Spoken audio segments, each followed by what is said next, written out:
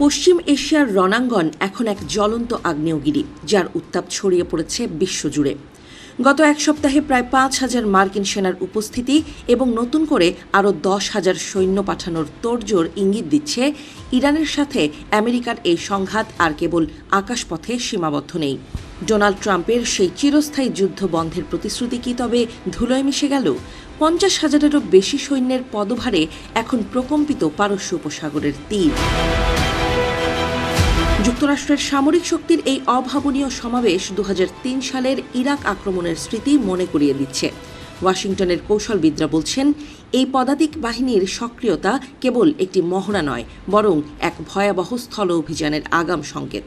পারস্য উপসাগরে এখন মার্কিন মেরিন সেনা, নৌবাহিনী আর প্যারাট্রুপারদের যে ঢল নেমেছে, তা এক অশান্ত ভবিষ্যতের দিকেই আঙুল তুলছে। কিন্তু কেন এই রক্তক্ষয়ী যুদ্ধের উন্মাদনা? পেন্টাগনের অন্দরে কান পাতলে ৩টি প্রধান কারণ শোনা যাচ্ছে। প্রথমত, ইরানের জ্বালানি শক্তির প্রাণকেন্দ্র খার্গ দ্বীপ দখল করা। দ্বিতীয়ত, গত জুনে ফোর্দো পারমাণবিক কেন্দ্রে হামলার পর থেকে নিখোঁজ হওয়া ৪০০ কেজি সমৃদ্ধ ইউরেনিয়ামের সন্ধান করা, যা দিয়ে অনায়াসেই পারমাণবিক বোমা তৈরি সম্ভব। আর তৃতীয় কারণটি হল বিশ্বের তেলের বাজারের মূল হরমুজ প্রণালীর ওপর থেকে ইরানের একচ্ছত্র নিয়ন্ত্রণ ভেঙে ফেলা। মার্কিন সেন্ট্রাল কমান্ড সেন্টকম যখন ইউএসএস ত্রিপোলির আগমনের কথা ঘোষণা করল, তখন থেকেই শোরগোল পড়ে গেছে। এই রণতরীতে রয়েছে ৩,৫০০-এরও বেশি চৌকস মেরিন সেনা। ত্রিপোলি একটি অ্যামফিবিয়াস রেডি গ্রুপ, যাকে মার্কিন সামরিক ভাষায় বলা হয় পৃথিবীর সবচেয়ে মারাত্মক বাহিনী। নগদ নিয়ে এলো হার না মানা হার অফার। সর্বনিম্ন ১০,০০০ টাকা রেমিটেন্স নগদে পাঠালে থাকছে স্বর্ণের হার জেতার সুযোগ। তাদের মিশন এখন একটাই, ইরানের সমুদ্র উপকূলে আধিপত্য বিস্তার।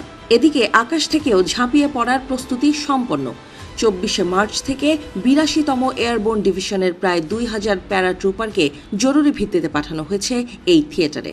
যদিও তাদের সঠিক অবস্থান অত্যন্ত গোপন রাখা হয়েছে, তবে নিউ ইয়র্ক টাইমসের দাবি অনুযায়ী এই বাহিনী এখন খার্গ আইল্যান্ডের একদম হাতের নাগালে ওত পেতে বসে আছে।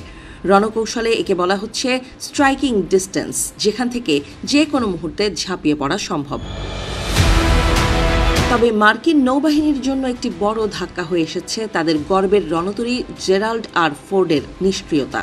$১৩ বিলিয়ন এই দানবীয় জাহাজটি এখন ক্রোয়েশিয়ার বন্দরে মেরামতের অপেক্ষায়। পেন্টাগন একে লন্ড্রি ফায়ার বলে উড়িয়ে দিলেও ট্রাম্প দাবি করেছেন ভিন্ন কিছু। তার মতে, ইরানি বাহিনীর ১৭টি সরাসরি আঘাতে জাহাজটি পঙ্গু হয়ে গেছে। ফলে সাগরে এখন মার্কিন শক্তির বড় অভাব পূরণ করতে পাঠানো হচ্ছে USS George H Bush strike গ্রুপকে।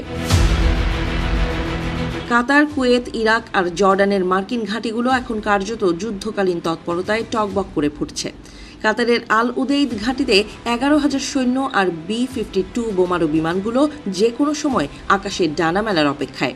বাহরাইনে ৫ম ফ্লিটের সদর দফতর আর কুয়েতের ক্যাম্প আরিফজানে ১৪,০০০ সৈন্যের উপস্থিতি প্রমাণ করছে যে ওয়াশিংটন এবার আর কোনো আপোষ করার মেজাজে নেই। কিন্তু সমালোচকরা বলছেন, এটি হতে যাচ্ছে এক ভয়াবহ চোরাবালি। আফগানিস্তানে অল্প সংখ্যক সৈন্য নিয়ে ঢুকে যেভাবে ১০ বছর পর লক্ষাধিক সেনার দল তৈরি হয়েছিল, ইরানের ক্ষেত্রেও কি সেই একই ইতিহাসের পুনরাবৃত্তি ঘটবে? আধুনিক ড্রোনের যুগে ইরানি বাহিনীর প্রতিরোধ মোকাবেলা করা হবে অত্যন্ত কঠিন ও প্রাণঘাতী। পারস্য উপসাগরে মাইন বিছিয়ে ইরান যদি পথ আটকে দেয়, তবে এই বুটস অন দ্য গ্রাউন্ড কি শেষ পর্যন্ত মার্কিনীদের জন্য এক অন্তহীন কফিনে পরিণত হবে?